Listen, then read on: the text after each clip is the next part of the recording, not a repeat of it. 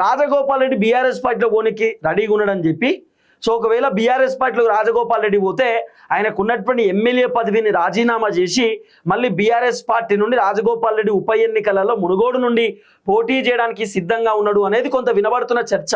In case Rajagopal Reddy BRS పార్టీకి వెళ్ళి ఎమ్మెల్యేగా పోటీ చేస్తే గెలిచేటటువంటి అవకాశాలు ఉండొచ్చా అంటే దాదాపు 95% రాజగోపాల్ రెడ్డి మునుగోడు నుండి బీఆర్ఎస్కి వెళ్ళి పోటీ చేసినా, బీజేపీలోకి వెళ్ళి పోటీ చేసినా, కాంగ్రెస్కి వెళ్ళి పోటీ చేసినా గెలిచేటటువంటి అవకాశాలు బలంగా ఉన్నాయి.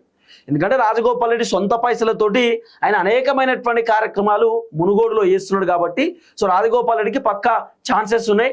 అక్కడ వేరే ఆప్షన్ కూడా లేదు. ఇప్పుడు పాల్వాయి స్రవంతి ఆమె పార్టీ ఏ పార్టీలో ఉందో ఆమెకే తెలుస్తలేదు. ఆ తర్వాత ఆ మునుగోడు నుండి కూసుకుంట్ల ప్రభాకర్ రెడ్డి ఆయనకు అసలు మాట్లాడనికే రాదు. ఆ ప్రభాకర్ రెడ్డి ఆయన బీఆర్ఎస్లో ఉన్నాడో ఇంకే పార్టీలో ఉన్నాడో ఆయనకే తెలియదు. కాబట్టి సో మొత్తానికి మునుగోడులో రాజగోపాల్ రెడ్డికి గట్టి పోటీ లేదు. సో అప్పుడు బీఆర్ఎస్ గవర్నమెంట్ ఉన్నప్పుడు కేసీఆర్ మొత్తం రాజగోపాల్ రెడ్డిని ఓడగొట్టడానికి ఖాందాన్ అంటే పట్టుకొచ్చిండు. బీఆర్ఎస్ వాళ్ళని మొత్తం పట్టుకొచ్చి మునుగోడులో పెట్టి రాజగోపాల్ రెడ్డిని ఓడగొట్టే కార్యక్రమం చేసిండు. ఇచ్చలుడిగా పైసలు వంచిండు కేసీఆర్.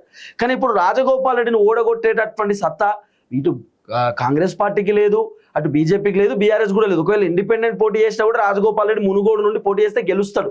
కానీ రాజగోపాల్ రెడ్డి మాత్రం ఒకవేళ కాంగ్రెస్ పార్టీ గనక మంత్రి పదవి ఇవ్వకపోతే రాజగోపాల్ రెడ్డి ఒక పెద్ద స్టెప్ తీసుకునేటటువంటి ఆలోచనలో ఉన్నాడు, ఒక పెద్ద డిసిషన్ తీసుకునేటటువంటి ఆలోచనలో ఉన్నాడు. ఆ డిసిషన్ ఒకటే, బీఆర్ఎస్ పార్టీలోకి రాజగోపాల్ రెడ్డి పోయే అవకాశాలు ఉన్నాయట. ఎందుకంటే ఆల్రెడీ రాజగోపాల్ రెడ్డి బీజేపీ పార్టీలో పోయి వచ్చిండు.